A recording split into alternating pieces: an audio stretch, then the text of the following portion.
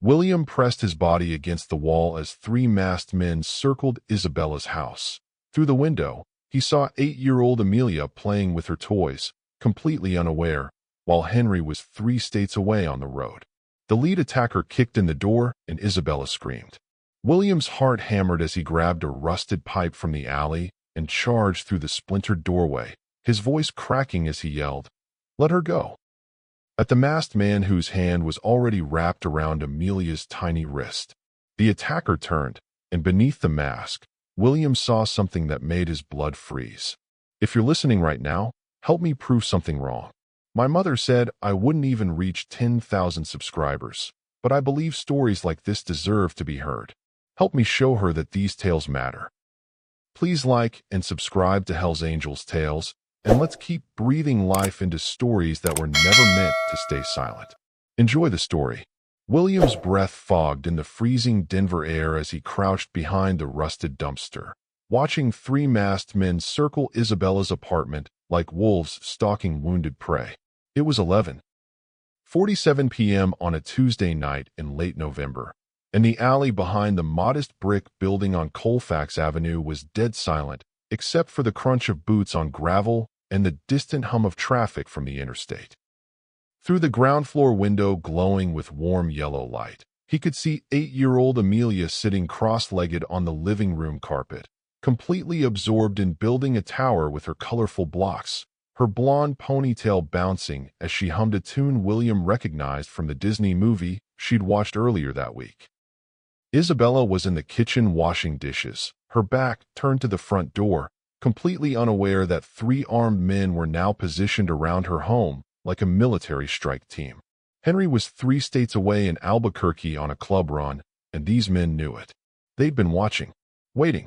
William's heart slammed against his ribs so hard he thought it might crack through bone as the lead attacker, a massive figure in black tactical gear with shoulders like a linebacker, tested the doorknob with gloved hands, found it locked, then stepped back and nodded to his partners with the casual efficiency of someone who'd done this before. The 14-year-old's hands trembled as he pressed himself against the cold metal dumpster, his threadbare jacket doing nothing to stop the icy wind from cutting through to his skin. His mind screamed at him to run, to disappear into the night like he'd done 100 times before when trouble found him on the streets of Phoenix, in the foster homes that never wanted him, in every place that reminded him he was alone in a world that didn't care if he lived or died. But then Amelia laughed, that pure, innocent sound cutting through the darkness like a bell, and something inside William's chest cracked open. He'd been sleeping on Isabella's porch for 3 weeks after she'd caught him digging through her trash at 2 in the morning, desperate for anything edible, and instead of calling the cops like everyone else did, she'd opened her door and handed him a plate of warm pasta with garlic bread and told him he could sleep on the porch if he needed shelter from the cold. She'd looked at him like he mattered, like he wasn't just another invisible homeless kid the world had thrown away like garbage. She'd asked his name, remembered it, smiled when she saw him. The lead attacker raised his boot, military-grade combat boots, William noticed, the kind that could crush bone, and kicked the door with devastating force.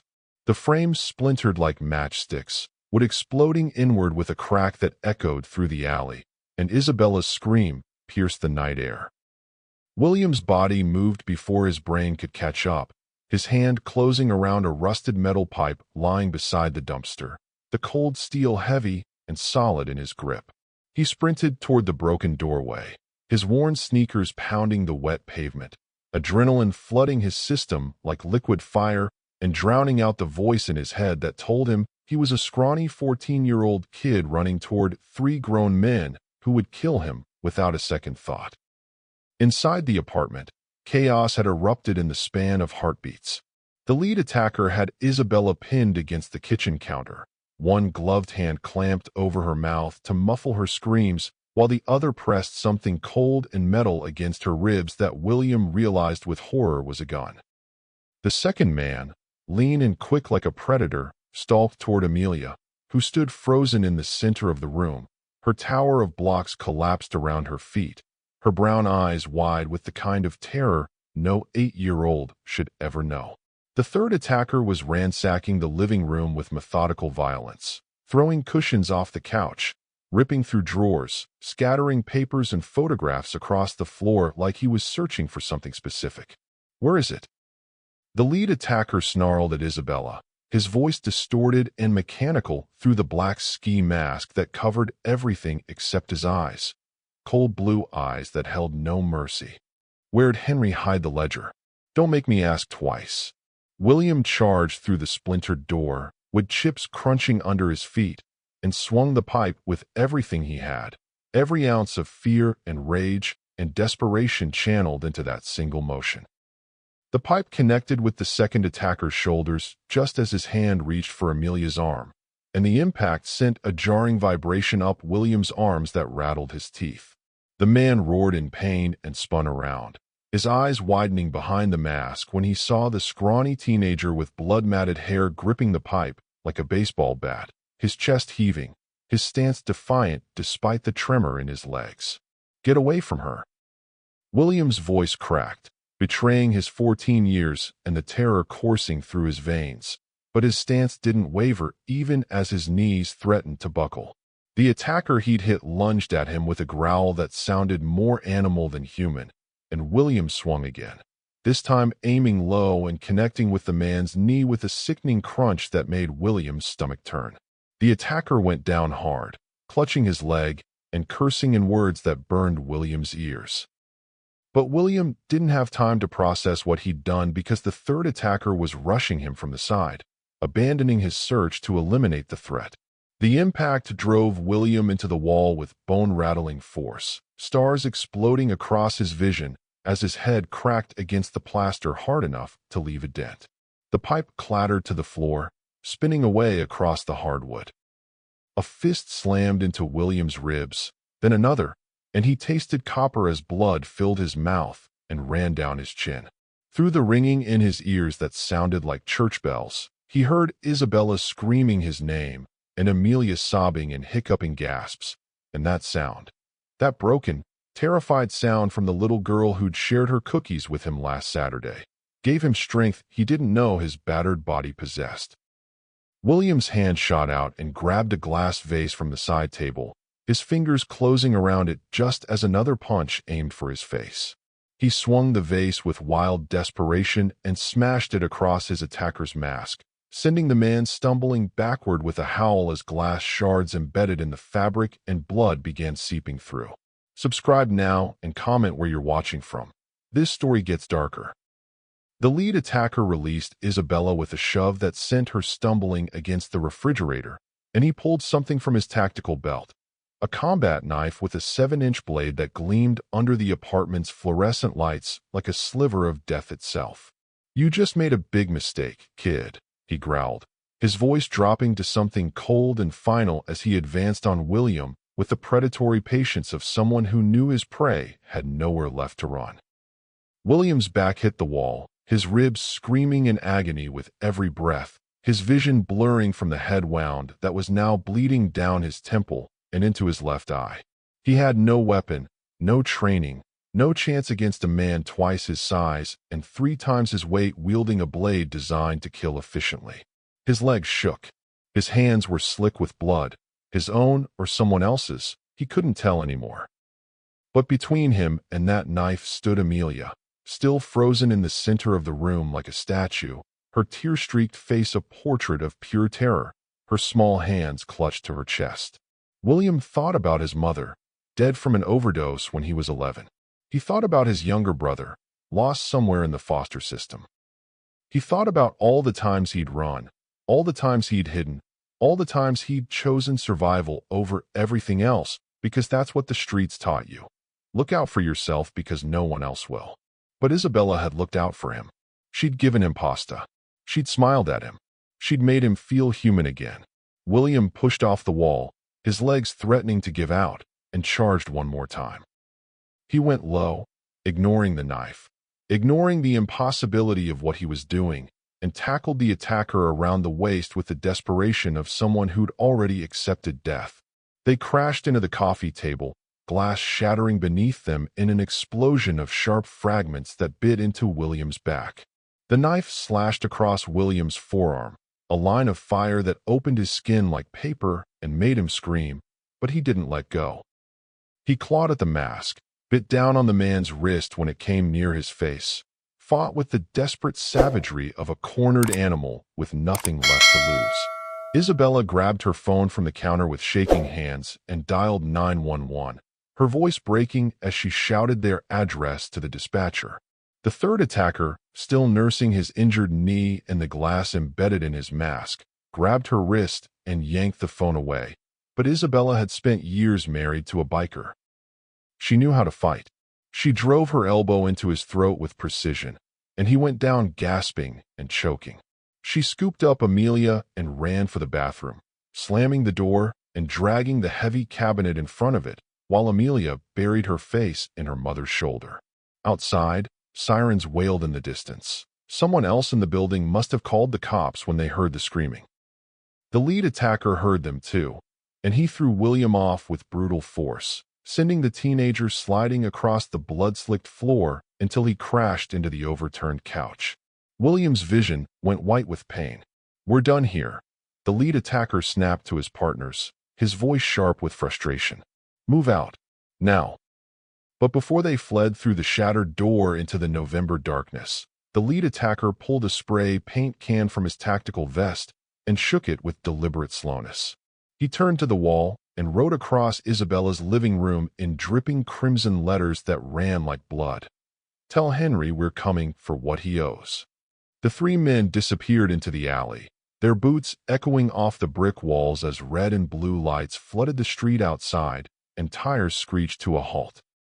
William lay on the floor among the broken glass and scattered blocks, his arm bleeding through his jacket, his ribs possibly broken, his head pounding like someone was driving nails into his skull. Isabella emerged from the bathroom with Amelia clutched to her chest and dropped to her knees beside him, her hands hovering over his wounds like she was afraid touching him would break him further. "Why?" she whispered, tears streaming down her face and dripping onto his shirt. "William, why would you do that? You could have died."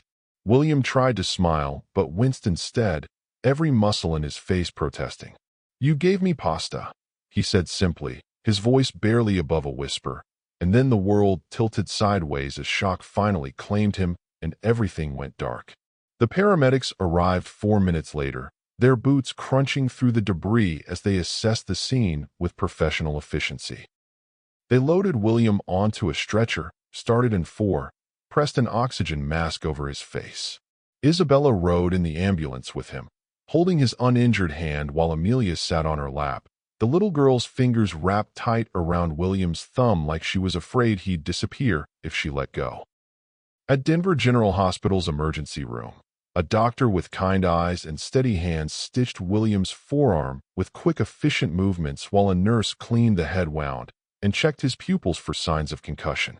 2 police officers stood in the doorway taking Isabella's statement, their expressions grim as she described the attackers, the message on the wall, the cryptic demand about something Henry supposedly owed.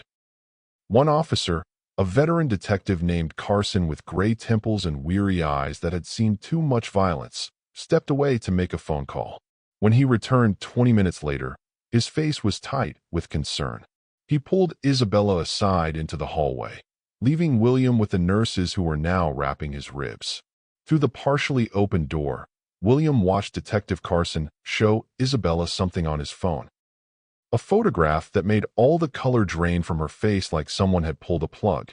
Her knees buckled, and Carson caught her elbow to steady her. "Are you certain?" Isabella's voice was barely a whisper, but in the quiet hospital corridor at midnight, William heard every word. Her next sentence made his blood run cold despite the warm blankets the nurses had wrapped around him.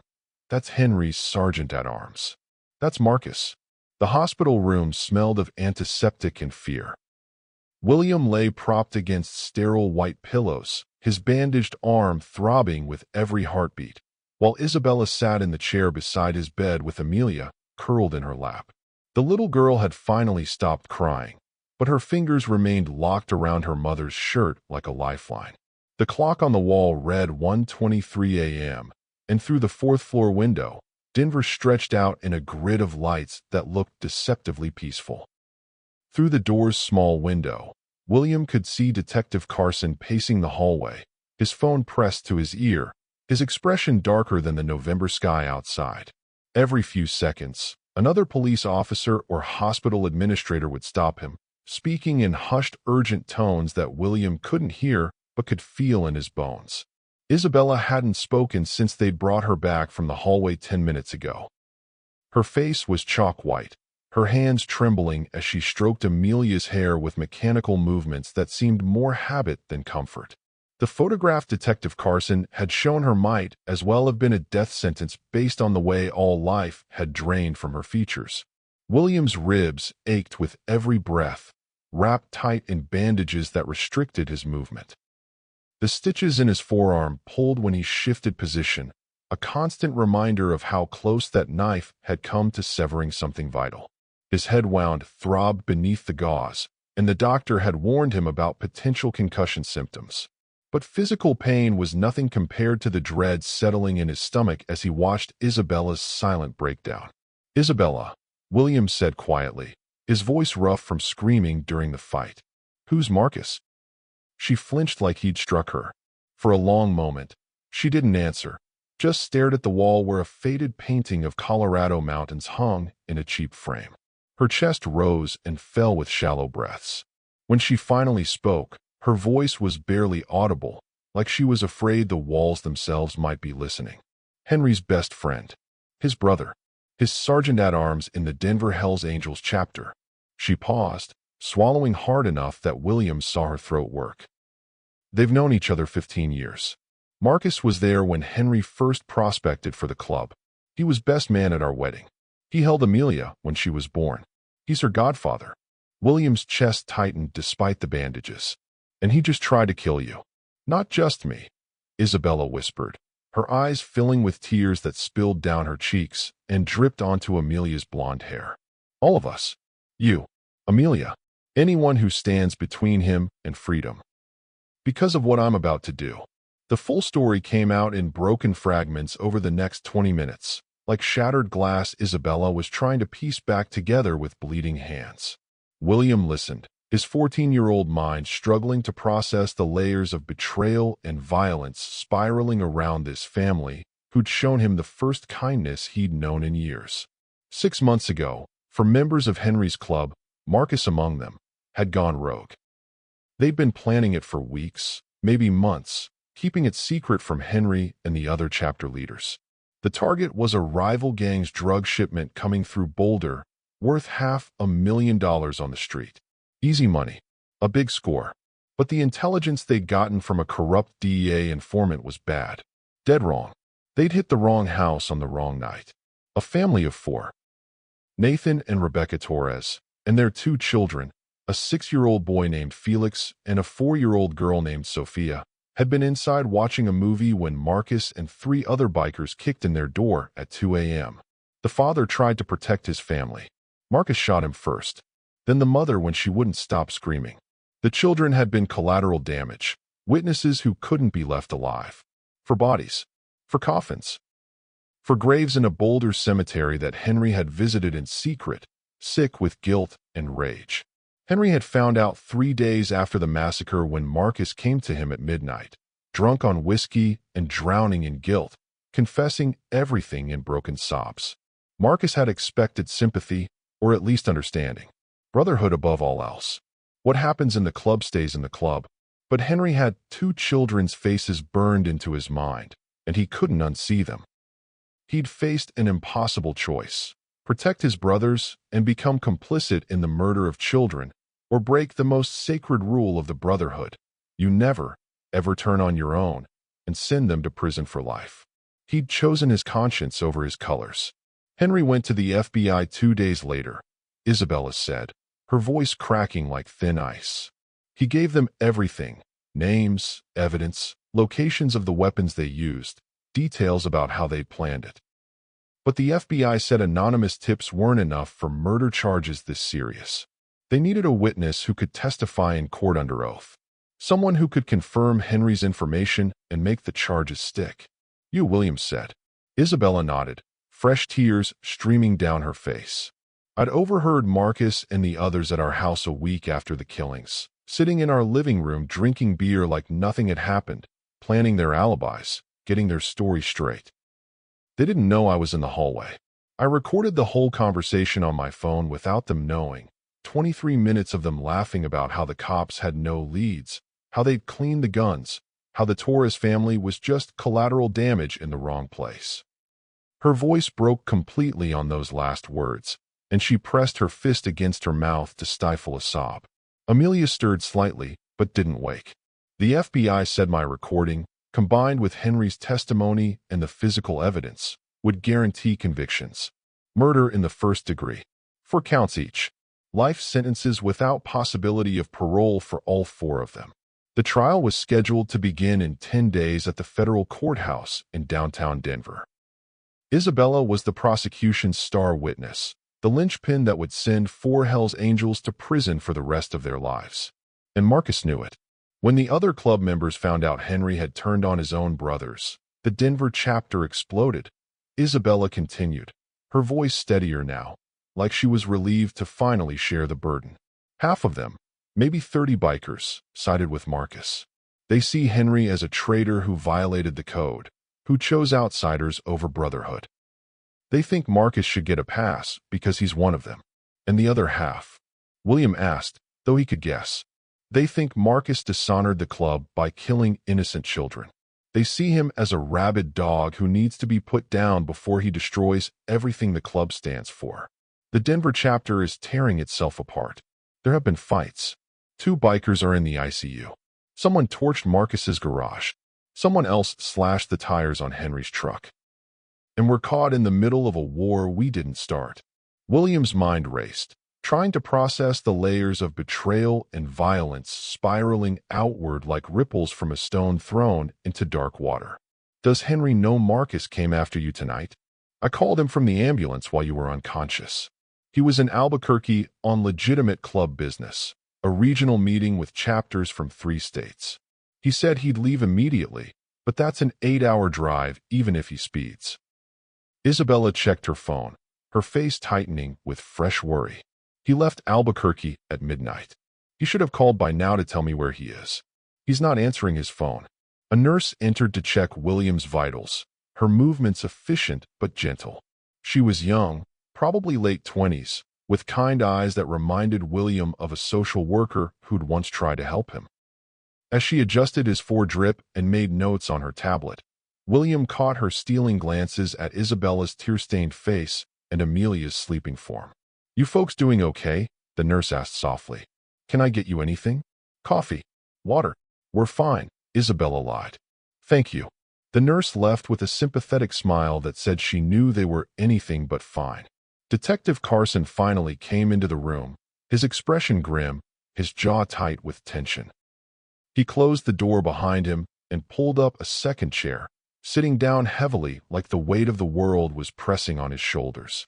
Mrs. Isabella, we need to discuss protective custody, he said without preamble, his cop voice firmly in place. I've been on the phone with the U.S. Marshals Service. They have a safe house in Colorado Springs, about an hour south. It's secure, off the grid, monitored 24/7. We can have you there within 2 hours. And William? Isabella asked immediately, her hand reaching across to grip the teenager's uninjured arm with surprising strength. He saved our lives tonight. If Marcus knows he interfered, if he finds out William is the reason they failed.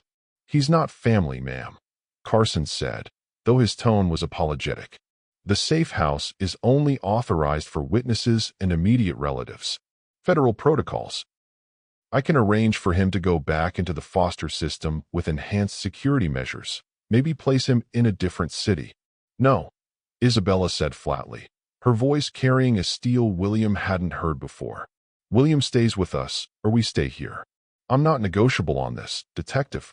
Carson's jaw tightened, but something in Isabella's eyes, a fierce maternal protection that extended beyond her own daughter, made him nod slowly. I'll make the arrangements. I'll have to call my supervisor, get special authorization, but I'll make it work. However, we need to move fast. If Marcus knows you're here, Isabella's phone buzzed on the bedside table, the vibration loud in the quiet room. She looked at the screen and her face went sheet white, all the blood draining away like someone had opened a valve. The phone slipped from her trembling fingers and clattered onto the linoleum floor. William leaned over despite the pain shooting through his ribs and picked it up. The message was from an unknown number, the area code blocked. Drop the charges by midnight tomorrow or Amelia disappears. You'll never find her body. This is your last warning. Choose wisely. Like and subscribe. You won't want to miss what happens next. Detective Carson grabbed the phone from William's hand, already pulling out his own device to call it in. That's it. We're moving you now. I'll have 3 patrol cars escort us to Colorado Springs. We leave in 15 minutes. He was already dialing, his voice sharp and urgent as he barked orders to whoever answered. His phone rang before he could finish, cutting him off mid-sentence. He answered with a sharp Carson, then listened, his face darkening with each passing second like storm clouds gathering. When he hung up 30 seconds later, he looked like he'd aged 10 years, new lines carved deep into his forehead. That was New Mexico State Police, he said quietly, his cop voice cracking slightly. They found Henry's motorcycle abandoned on I-25 about 40 miles south of Albuquerque. Harley-Davidson with Denver Club insignia. There's blood on the seat, not a lot, but enough. His phone was smashed on the shoulder of the highway, deliberately destroyed. Pieces scattered across 50 feet of asphalt. Carson paused, meeting Isabella's horrified gaze. No sign of Henry himself. They're treating it as a possible abduction. Isabella's hand flew to her mouth, stifling a sob that came from somewhere deep in her chest. Amelia stirred in her lap, woken by her mother's sudden movement, confused by the distress radiating from the adults around her. "Mommy," the little girl asked in a small, scared voice. "Is Daddy okay? When is he coming home?" Isabella couldn't answer. She just pulled Amelia closer, her whole body shaking with silent sobs, her face buried in her daughter's hair. William's mind spun with possibilities, each one worse than the last. Marcus had people everywhere, in the club, on the highways between states, maybe even in the hospital right now wearing scrubs or security uniforms. They were sitting ducks in this room with its single door and window that didn't even open. He tried to swing his legs off the bed, ignoring the screaming pain in his wrapped ribs. "We need to move," he said urgently. "Right now? We can't stay here waiting for." A commotion erupted in the hallway outside, cutting him off. Raised voices. A nurse protesting loudly. Heavy footsteps approaching fast, multiple sets of boots on linoleum tile. Detective Carson's hand went instinctively to his holster as he moved toward the door, his body language shifting into combat readiness. Through the small window in the door, William saw hospital security, 2 guards in blue uniforms, trying to intercept someone. The detective yanked the door open, stepping into the hallway with his weapon drawn. "Sir, you need to stop right there. Hands where I can see them." But the footsteps didn't stop. They got closer, heavy and determined. William grabbed the force stand with his good hand, ready to use it as a weapon despite his injuries. Isabella stood, pushing Amelia behind her toward the bathroom, her eyes wild with terror, her body positioned between her daughter and whatever was coming through that door. Then Detective Carson backed into the room slowly, his gun still raised, but his finger off the trigger, and William saw who was behind him. A man in his mid-30s with dark hair and a close-cropped beard, wearing jeans and a leather jacket with Hell's Angels patches torn half off. His face was bruised and bloody, his left eye swollen nearly shut, his lips split open. His hands were raised in surrender, showing empty palms, but his knuckles were scraped raw like he'd been in a fight. Recognition flashed through William despite never having seen a photograph. It was Henry. "Don't shoot." Henry gasped, blood dripping from a cut above his eye. "It's me. I'm her husband. I'm Henry." Isabella rushed forward, but Carson held up a hand to stop her. "ID. Now," the detective ordered. Henry slowly reached for his wallet, moving carefully under the barrel of Carson's gun, and produced a driver's license. The detective examined it, compared the photo to the battered face, then finally lowered his weapon. Isabella crashed into Henry's arms, Amelia close behind, both of them crying as he wrapped them in a tight embrace despite the obvious pain in his body. But before anyone could ask questions, before the relief could even settle, Henry's eyes locked onto William with desperate intensity that made the teenager's blood run cold. "They're right behind me," Henry gasped, blood dripping from his mouth onto Isabella's shoulder. "Marcus knows you're here. He has people watching the hospital. I tried to lose them, tried to call and warn you, but my phone. I tried everything but." A nurse burst through the door, her face panicked, her words tumbling out in a rush. "Detective Carson, there's a situation developing in the main lobby. 3 men just came in demanding to know which room the family from the Colfax Avenue incident is in. They're getting aggressive with the front desk staff. Security is trying to handle it, but they're refusing to leave. They say they're family, but they're not on any approved visitor list." And William moved to the window on instinct and looked down at the hospital's main entrance 4 floors below. His blood turned to ice, freezing in his veins. 3 black motorcycles were parked in the emergency lane where ambulances should be, their chrome gleaming under the sodium lights. And walking through the automatic glass doors with predatory confidence, flanked by 2 men William recognized from the attack, the one with the injured knee and the one he'd hit with the vase, was Marcus. He was tall, built like a linebacker, with a shaved head and a goatee. Even from 4 floors up, William could see the cold determination in the way he moved, scanning the lobby, pointing toward the elevators. And they were heading straight up. Stairs. "Now," Detective Carson barked, holstering his weapon and grabbing his radio. "All units, code silver, 4th floor. 3 armed suspects entering main lobby. Lock down elevators immediately." William ripped the 4 from his arm, ignoring the sting and the droplet of blood that welled up. Henry scooped Amelia into his arms despite the obvious pain in his ribs, while Isabella grabbed the small plastic bag containing William's blood-soaked clothes from earlier. They burst into the hallway just as the elevator chime dinged at the far end of the corridor. "Service stairs, left side." A young nurse whispered urgently, pointing toward a door marked "Staff Only" in faded red letters. "Goes straight to the loading dock." They ran. Henry limped, his left leg dragging slightly. Whatever had happened on that highway had left him injured worse than he was letting on.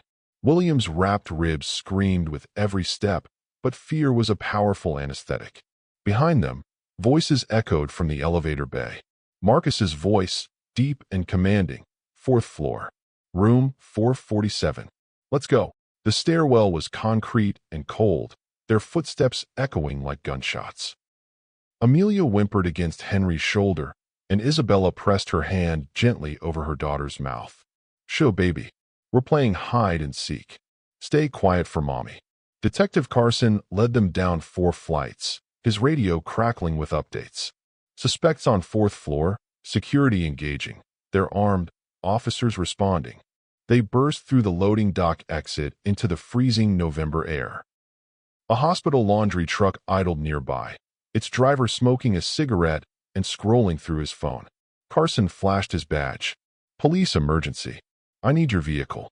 The driver took one look at the battered family and the detective's drawn weapon and tossed over his keys without argument.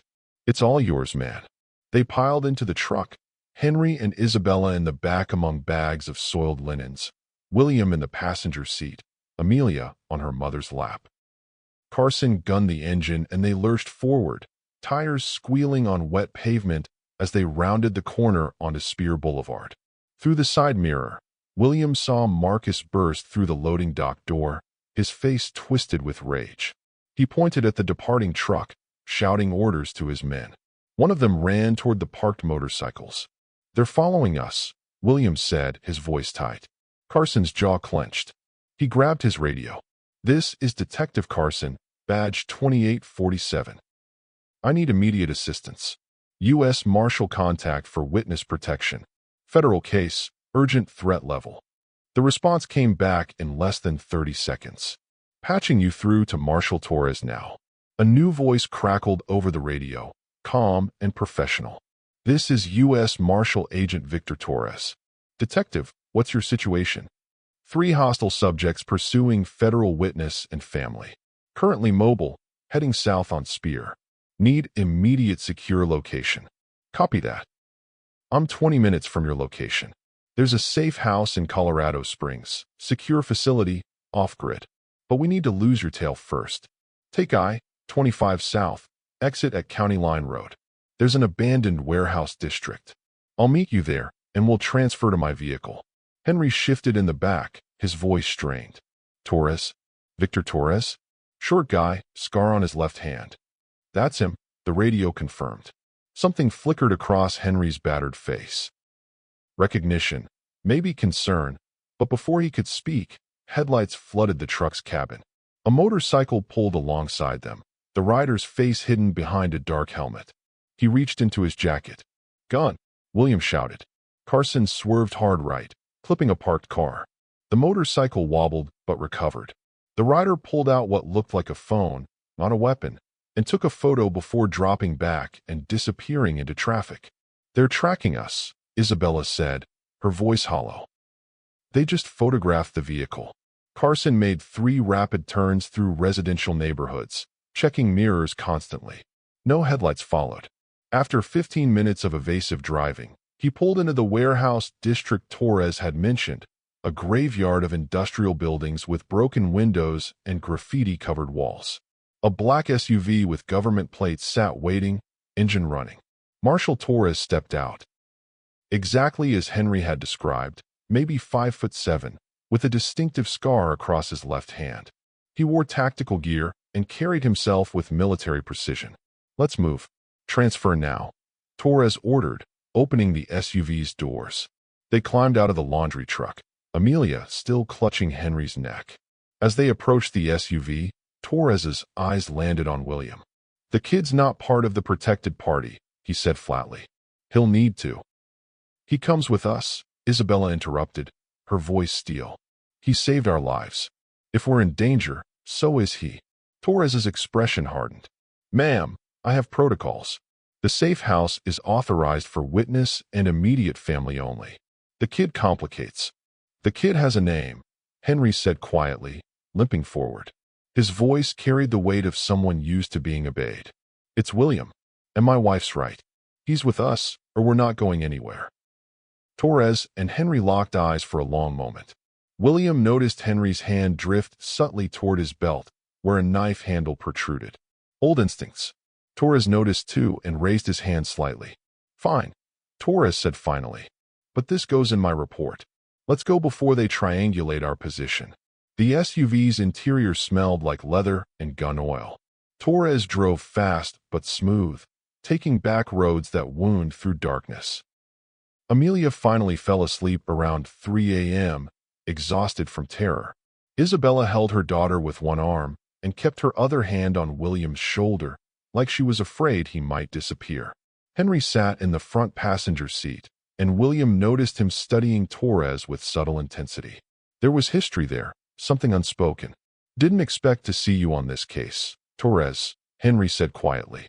Federal marshals go where we're assigned, Torres replied, eyes on the road. Your wife's testimony is high priority. How'd you know we were at Denver General? We didn't call marshals until Carson radioed tonight. Torres's hands tightened slightly on the wheel. Been monitoring police frequencies since the trial got scheduled.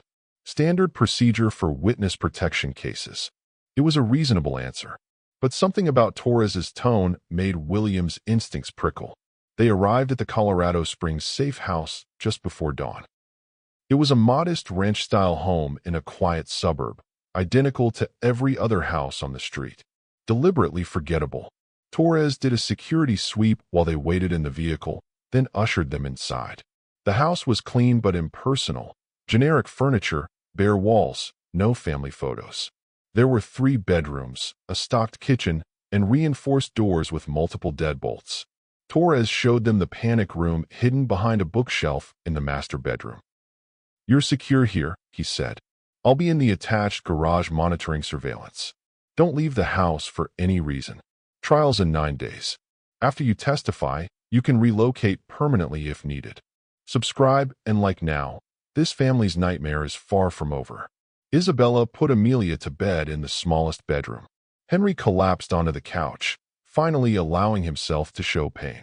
His shirt was stiff with dried blood.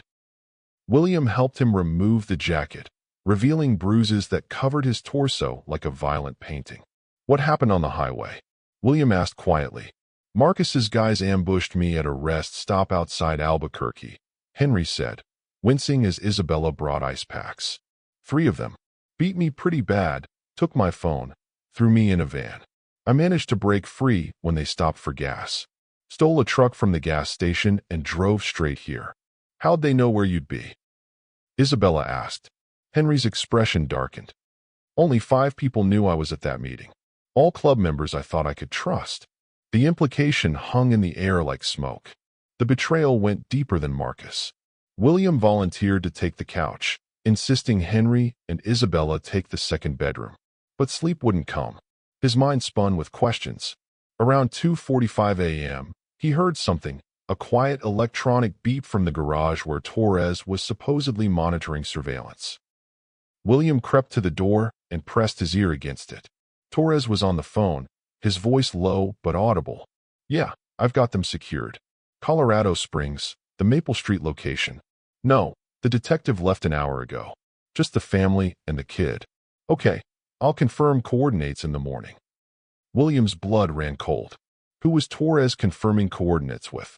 The Marshal's service? Or someone else? He retreated silently to the couch, his mind racing. He must have dozed off eventually because when his eyes snapped open, gray dawn light filtered through the curtains. The house was silent. Too silent. William sat up and looked toward the garage door. It was open. Torres's gear was gone.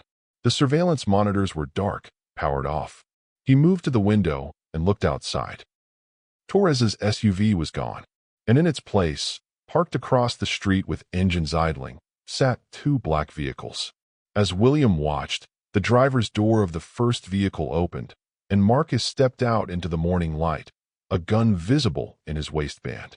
He looked directly at the safe house, directly at William through the window, and smiled. William didn't waste time questioning what he saw. He'd survived 3 years on the streets by trusting his instincts, and every instinct in his 14-year-old body screamed danger. Marcus stood across the street in the pale dawn light, framed by 2 black SUVs like an executioner posing for a portrait. The way he smiled, predatory, patient, victorious, told William everything he needed to know. Torres had betrayed them. They were alone, and they had maybe 90 seconds before Marcus's crew breached the house. William sprinted to the master bedroom, his bare feet silent on the carpet, and shook Henry awake with enough force to rattle the bed frame. "They're here. Marcus is outside. Torres sold us out." Henry's eyes snapped open, years of military training and biker violence turning him from asleep to combat-ready in a single heartbeat. He rolled out of bed despite his injuries, grabbed his jeans from the floor, and shook Isabella awake while pulling them on with one hand. "Bella, wake up. We have to move. Now." Isabella jerked awake, disoriented for a second before the fear in their faces registered. She was up and moving before Henry finished explaining, maternal instinct overriding exhaustion. William ran to the smallest bedroom where Amelia slept curled under a thin blanket, her blonde hair spread across the pillow like spilled sunlight. He hated to wake her, hated the terror that would bloom in her eyes when she realized they were running again. "Amelia," he whispered, gently touching her shoulder. "Hey, kiddo, wake up." The little girl stirred, rubbing her eyes with tiny fists. When she focused on William's face, bandaged, scared, urgent, her bottom lip trembled. "Another game of hide and seek?" she asked in a small, brave voice that broke William's heart into pieces. "Yeah, sweetheart," Henry said, appearing in the doorway. He forced calmness into his voice that his body language contradicted. "But this time we have to be really, really quiet. Like mice. Can you be a quiet little mouse for Daddy?" Amelia nodded, wrapping her arms around William's neck as he picked her up. She weighed almost nothing, all bones and trust. They moved to the living room window, staying low, and watched Marcus confer with his men. 4 of them now, all armed with weapons that weren't trying to be concealed. They were planning their approach, taking positions around the house with the methodical efficiency of a military operation. Marcus pointed to the back door, gestured to the side windows, positioned his men like chess pieces. "Back door," Isabella whispered, her voice tight with barely controlled panic. Henry shook his head, his jaw clenched. "They'll have it covered. Standard breach tactics. Front and back simultaneously, sides covered to prevent escape. We're boxed in." William's mind raced, pulling from memories of every tight spot he'd escaped on the streets, fleeing group homes, dodging cops, hiding from older teens who wanted his sleeping spot. Think like prey. What would a rat do in a trap? Then it hit him. The panic room. Torres showed us the panic room behind the bookshelf. "That's a trap," Henry said immediately, his tactical mind already 3 steps ahead. "First place they'll check once they breach. We'd be cornered like fish in a barrel. They could gas us out, starve us out, or just blow the door." "Exactly," Williams said, his eyes bright with desperate inspiration. "But what if we make them think we're in there while we actually go somewhere else? Give them something to focus on while we slip away." Henry's eyes narrowed, years of strategic thinking clicking into place, then understanding dawned across his battered face. The crawlspace. These old ranch houses from the 50s all have them, built before modern foundations. Access should be through the hallway closet. They moved fast, adrenaline overriding pain and exhaustion. Henry pulled the bookshelf away from the wall with Isabella's help, his injured ribs protesting with every movement. The panic room entrance was a reinforced steel door hidden behind the furniture. He opened it, reached inside to turn on the light, making it obvious someone had been there, then closed it most of the way. Not locked, not quite shut. A breadcrumb trail for Marcus to follow. Meanwhile, William yanked open the hallway closet and started throwing out old coats, vacuum cleaners, boxes of Christmas decorations that had been left by previous occupants. There, in the back corner under a piece of plywood and old paint cans, he found it. A 2-foot square access panel to the crawlspace. Henry grabbed a screwdriver from the kitchen junk drawer and started removing screws as quietly as possible, but the old wood creaked with each turn.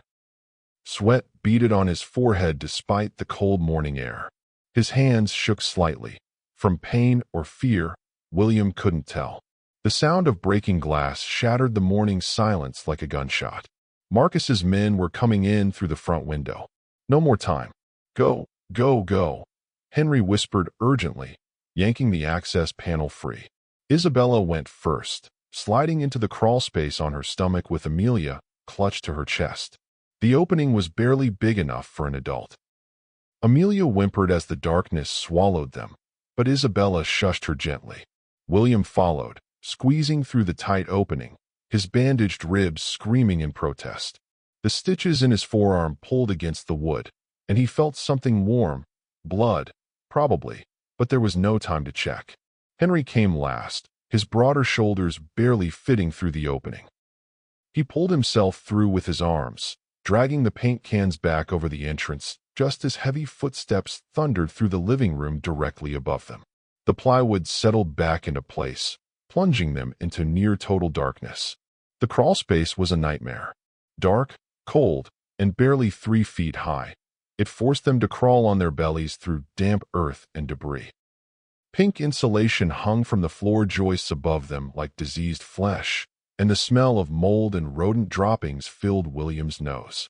Cobwebs caught in his hair. Something small and many-legged scurried across his hand, and he bit down on his lip to keep from crying out. But they could hear everything through the thin flooring above them. Every footstep, every word, crystal clear. Check every room. Marcus's voice boomed, so close it felt like he was standing on William's back. They can't have gotten far. Torres confirmed they were here 30 minutes ago. They're injured, on foot, with a kid. Find them. Footsteps moved through the house methodically, the sound of trained searchers who knew their business. Doors slamming. Furniture being overturned. The crash of dishes as someone swept the kitchen table clear. The sound of a mattress being flipped. They were destroying the safe house room by room. Then one of Marcus's men called out, triumph in his voice. Got something. Panic room's been accessed. Doors not locked properly. Fresh scuff marks on the floor where the bookshelf was moved. There we go, Marcus said, satisfaction dripping from his voice like poison. Stupid. Trap yourselves for us. Classic panic move. Tyler, get the breaching tool from the truck. And the acetylene torch. We'll crack it open like a sardine can and end this mess. Henry, Isabella, I know you can hear me. Make this easy and open up. Your kid doesn't need to see what happens when we cut through. The footsteps moved away toward the master bedroom. Henry gestured for them to move, pointing deeper into the crawl space toward the back of the house. They crawled in agonizing silence, inch by painful inch. The earth beneath them was cold and slightly damp, soaking through William's clothes. His bandaged arm left small smears of blood on the dirt. Amelia's breathing was rapid and shallow, hyperventilating from fear. But she held it together with the bravery only children could muster in impossible situations.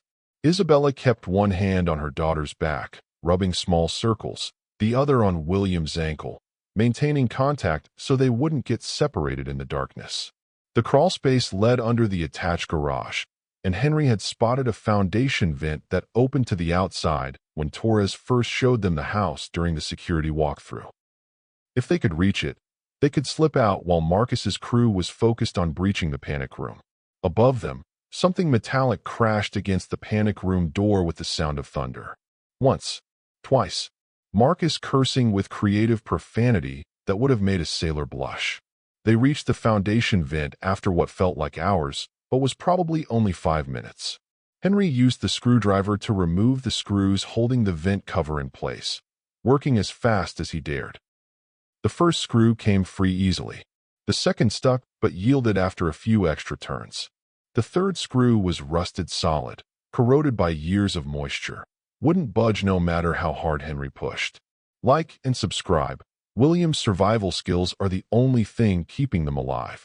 Henry gritted his teeth, put all his upper body strength into it, and the screwdriver slipped, clattering against the concrete foundation with a metallic ring that echoed through the crawlspace like a bell.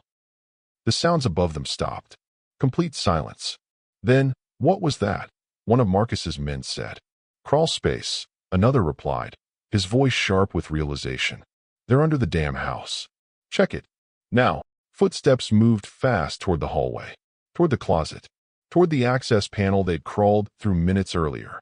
Henry abandoned stealth and wrenched the vent cover free with brute force, bending the metal, breaking the last rusted screw rather than unscrewing it. The opening was barely big enough for Amelia, maybe 18 inches square. Isabella pushed her daughter through first, the little girl scraping her knees on the concrete edge. Then Isabella squeezed through, her shoulder catching and tearing her shirt. William followed, his bandaged arm scraping against the concrete, feeling the stitches pop.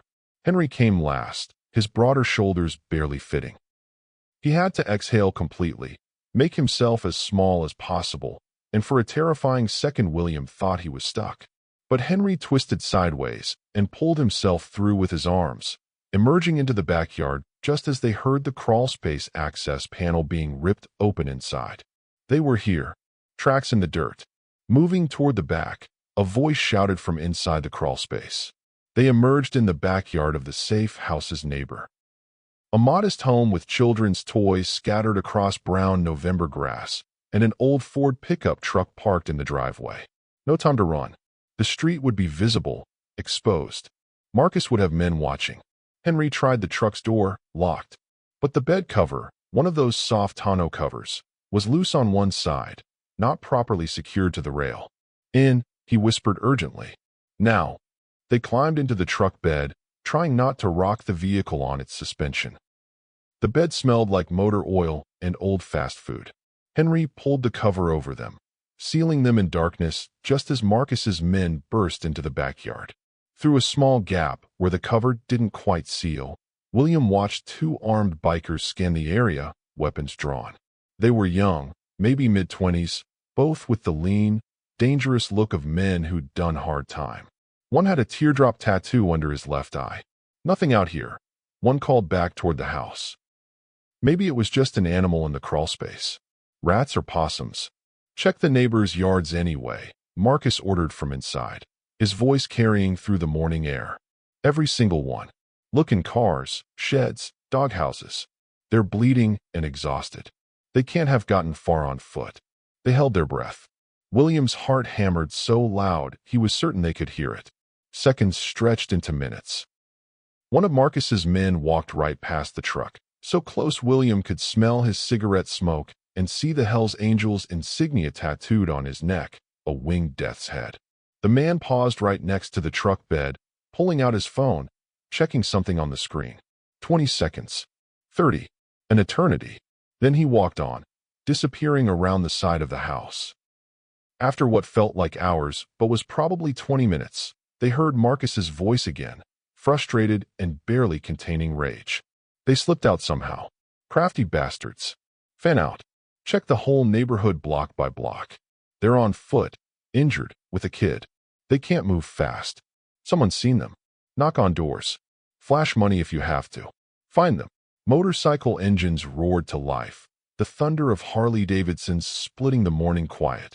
Vehicles departed. Silence descended. They waited another 15 minutes before Henry carefully lifted the truck bed cover an inch and scanned the area through the gap. Empty. He waited 5 more minutes, watching, listening. Nothing. Finally, he opened the cover fully and they climbed out, every muscle screaming in protest. Where do we go? Isabella asked, her voice shaking. She was trying to hold it together for Amelia, but William could see the cracks forming. We can't trust the police. Torres was federal. U.S. Marshal. If he's compromised, who else is? How deep does this go? William knew exactly where they needed to go.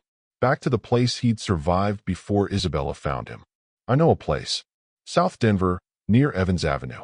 Industrial area. Nobody goes there anymore. Nobody will look for us there. They walked for over an hour through residential neighborhoods, staying off main streets, cutting through backyards when possible. Henry limped badly now, his adrenaline fading and his injuries catching up with brutal honesty. His left eye was swollen nearly shut from the beating on the highway. Isabella's hands shook constantly. Amelia rode on Henry's shoulders despite his pain, too exhausted to walk. William led them to an area he knew too well, the industrial district south of Evans Avenue, where he'd spent 2 months sleeping before finding Isabella's porch. Abandoned warehouses, empty lots, graffiti-tagged buildings that had once housed manufacturing businesses now shipped overseas. The warehouse William chose was 4 stories of red brick with broken windows and a loading dock door that didn't quite close. Inside, it smelled like rust and abandonment. But it was structurally sound, mostly weathertight, and William had hidden emergency supplies here once. A sleeping bag, some canned food, bottled water, a first aid kit. Most of it was still there, untouched behind a loose brick in the corner where he'd hidden it. Isabella spread the sleeping bag for Amelia, who collapsed onto it immediately, unconscious before her head settled. Isabella sat beside her daughter, running her fingers through blonde hair, her expression haunted. Henry sat heavily against the wall, his face gray with pain and blood loss. He lifted his shirt, revealing bruises that had darkened to deep purple and black. William suspected broken ribs, maybe internal bleeding. "We need information," Henry said, his voice strained but determined. "We need to know what Marcus's endgame is. He's not just trying to kill us to stop the trial. This is bigger. He's been planning something beyond silencing witnesses. This feels orchestrated, strategic." William remembered passing a public library 3 blocks away when they'd walked through the area. There's a Denver Public Library branch nearby. They have computers with free internet. I can search for information. "Take this," Henry said, pulling $20 from his wallet. "Get food too. Anything cheap. We need calories." 20 minutes later, William sat at a library computer terminal in the nearly empty building, using the free guest access. His fingers flew across the keyboard, muscle memory from countless hours at library computers when he was homeless, looking for resources, searching for his lost brother in the foster system, reading anything to escape reality for a few hours. He searched news sites, social media, anything related to the Hells Angels and Denver. Then he found it. An article from the Denver Post dated 2 days ago, buried in the local news section. Regional Hells Angels rally scheduled for Saturday at Denver Convention Center. 500-plus bikers expected for Peace Summit. Saturday. Tomorrow. William kept reading, his blood running progressively colder with each sentence. The rally was a peace summit between chapters from 6 states, an attempt to heal the rift caused by Marcus's crimes and Henry's decision to testify. Henry was supposed to speak at the main assembly, to explain his decision to turn in the rogue members, to appeal for understanding and unity. 500 bikers in one place. Chapter presidents, sergeants at arms, veterans. The entire power structure of the regional Hells Angels gathered under one roof. William's hands started to shake as he searched for more details. Then he found something that made his heart stop completely. A cached forum post from an encrypted biker message board, discussing security concerns about the rally. Someone with the username M_Denver had posted just 12 hours ago. Don't worry about security arrangements. I've got it handled from the inside. After Saturday, the club will know exactly who the real traitor is. Justice will be served. The Brotherhood will be purified. Marcus. It had to be Marcus. He was planning something catastrophic at the rally. Something that would kill hundreds of people. And he would frame Henry for it. Make it look like Henry had orchestrated a massacre of his own brothers in revenge for being cast out. William printed the articles using the guest print account, hands shaking so badly he almost dropped the papers. He ran back to the warehouse, his injured ribs screaming, the 3 blocks feeling like 3 miles. He burst through the loading dock door, breathless. Marcus is going to attack the rally, he gasped between heaving breaths. Tomorrow. Saturday. 500 bikers. He's going to kill them and frame Henry. He posted about it online. He's got inside access to security. He's planning a. His words died in his throat. Henry, Isabella, and Amelia were standing in the center of the warehouse, hands raised above their heads. Surrounding them were 6 armed men in Hells Angels leather, but these weren't Marcus's crew. Different faces. Different patches. William recognized one from a photo that had been on Isabella's refrigerator at her apartment. Calvin, a tall black man with gray in his beard, one of Henry's oldest friends from the club. But Calvin's gun wasn't pointed at Henry. It was pointed directly at Isabella's chest. At Amelia, standing behind her mother. Sorry, brother, Calvin said to Henry, his voice thick with emotion that sounded genuine. Marcus's bounty on your family is $500,000. Cash. Untraceable. I got 3 kids of my own to feed. Wife's got cancer. Medical bills are drowning me. You understand how it is. It's just business. Henry's face was a mask of betrayal that cut deeper than any physical wound. Calvin, please. We've been brothers for 12 years. You were at my wedding. You held Amelia when she was baptized. Please. Calvin's finger moved to the trigger, and tears actually ran down his face even as he aimed. Had to be done, Henry. Club voted. Marcus called for a vote. 38-32. You're out. Brotherhood is over. Then, from the shadows behind Calvin, another voice spoke. Cold, triumphant, familiar in the worst way. Actually, Calvin, there's been a slight change of plans. Marcus stepped into the light filtering through the broken windows, and he wasn't alone. He was dragging someone by the collar. Agent Torres, bloodied and zip-tied, a gun pressed to his temple. Torres's face was a mess of bruises, one eye swollen completely shut, blood crusting his nose and mouth. Marcus looked at Henry with a smile that held no warmth, only malicious satisfaction. Surprised? Torres here decided he loved money more than duty. Sold you out for $50,000. But then he got cold feet, tried to warn the FBI. Can't have loose ends. He shoved Torres to the ground, keeping the gun trained on his head. Then Marcus turned to Calvin and the other 5 bikers. New deal, gentlemen. You don't get paid for killing them. You get paid for walking away right now and forgetting you saw anything. $20,000 each. Cash in your hands within the hour. Or stay and become accessories to what I'm about to do and spend the rest of your lives in federal prison. Choose. Calvin hesitated for maybe 3 seconds, then lowered his gun. We're out. No part of this, Marcus. This is on you. He and his crew backed out of the warehouse, disappearing into the afternoon shadows. Now it was just Marcus, two of his loyal crew members, Torres on the ground, and Henry's family. Marcus looked at Henry with something that might have been genuine sadness buried under layers of rage and betrayal. Here's how this works, brother. You've got exactly 60 seconds to decide. Come with me to the rally tomorrow. Stand on that stage. Help me finish what we started. And your family lives. They disappear. New identities. I never touch them again. He pressed the gun harder against Torres's head. Torres sobbed, begging wordlessly. Refuse. Marcus continued, his voice dropping to something colder than ice. And everyone you love dies.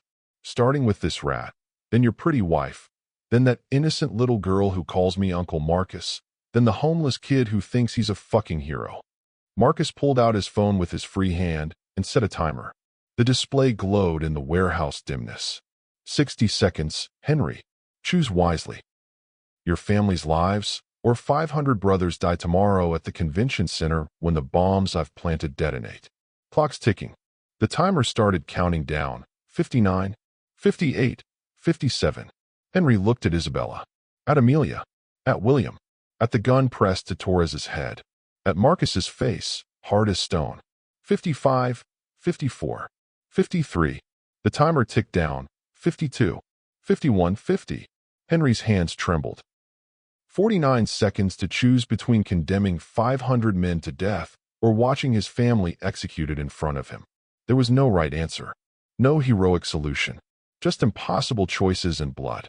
Stop, William said quietly. Everyone turned to look at the 14-year-old homeless kid standing in the corner with printed papers clutched in his bleeding hand. I said stop.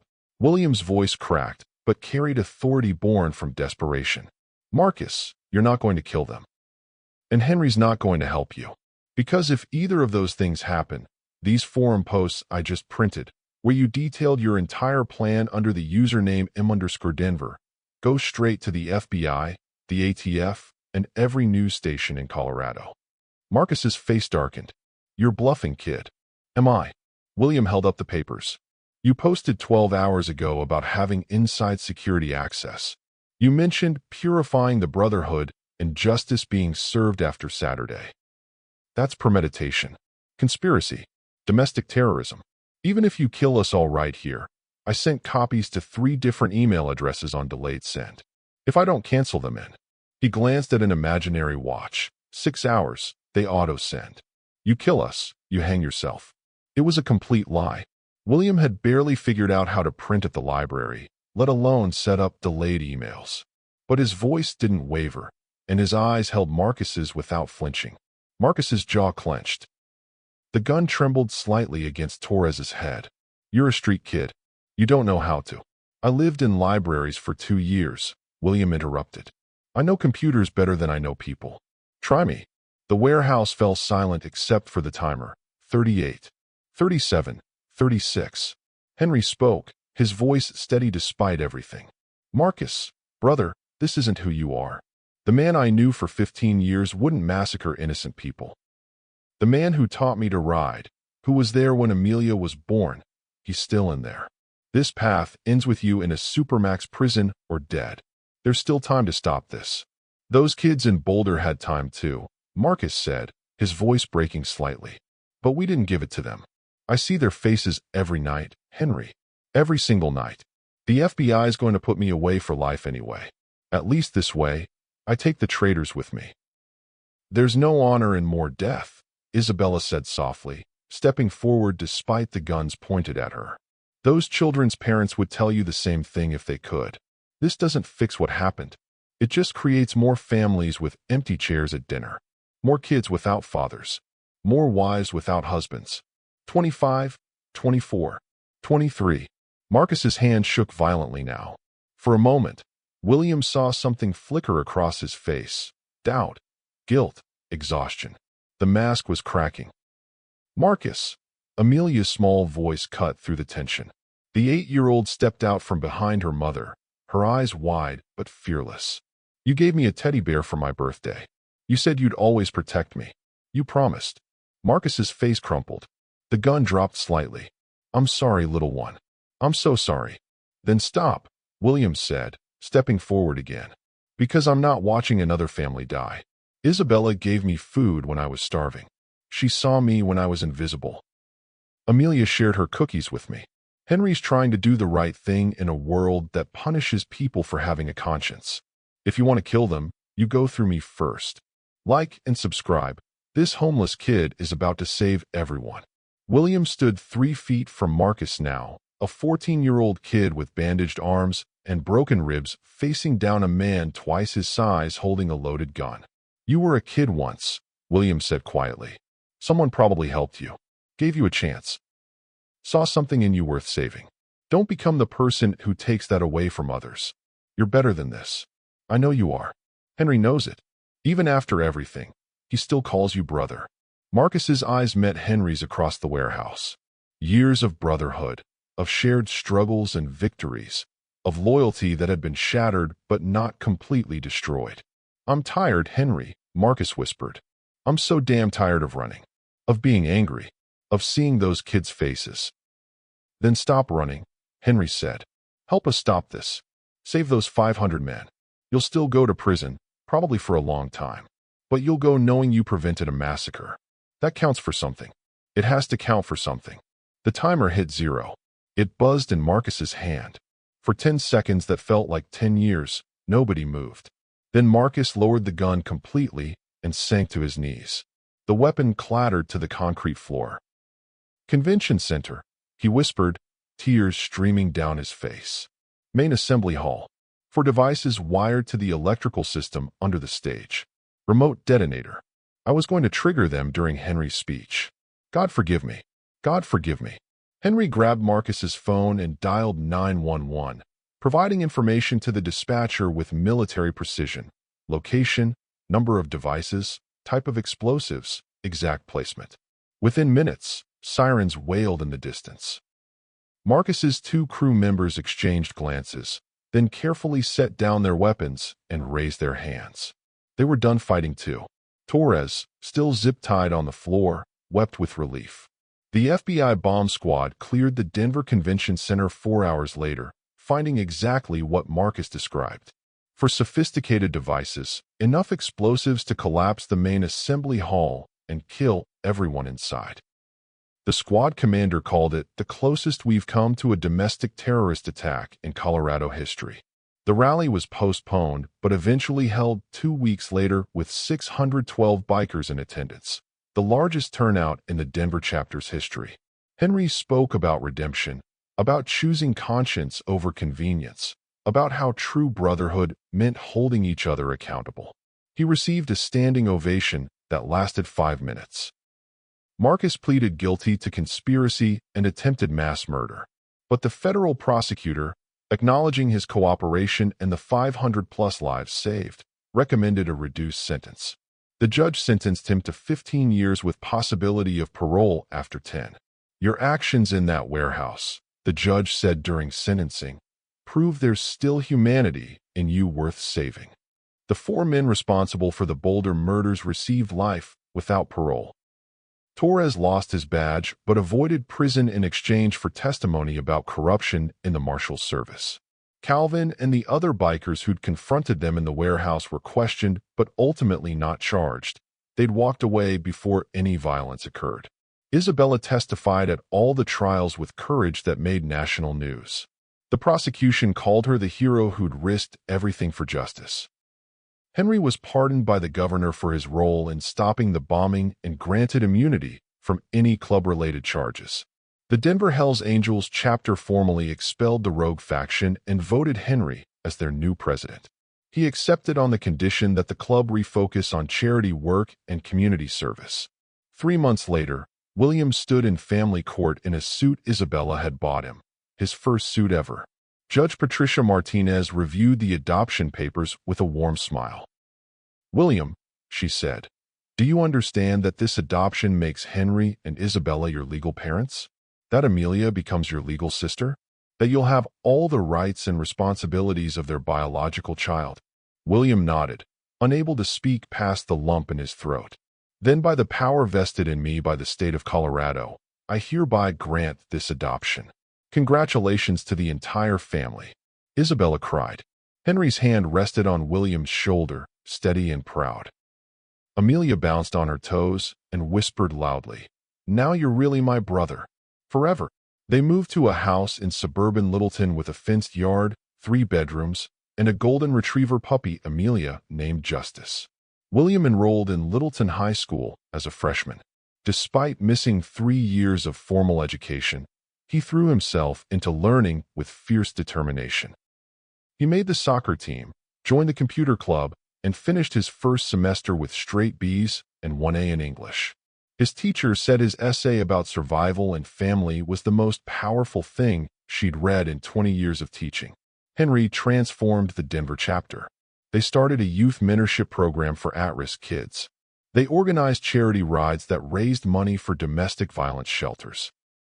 They partnered with Denver Public Schools to provide scholarships for students aging out of foster care. The local news did a feature story calling them the Hells Angels you've never heard about. Isabella went back to school herself, taking nursing classes at Community College of Denver. She wanted to help people, she said. After everything they'd been through, she understood how fragile life was and how much healing mattered. On a warm Saturday evening in August, 8 months after everything, they gathered in their backyard for a barbecue.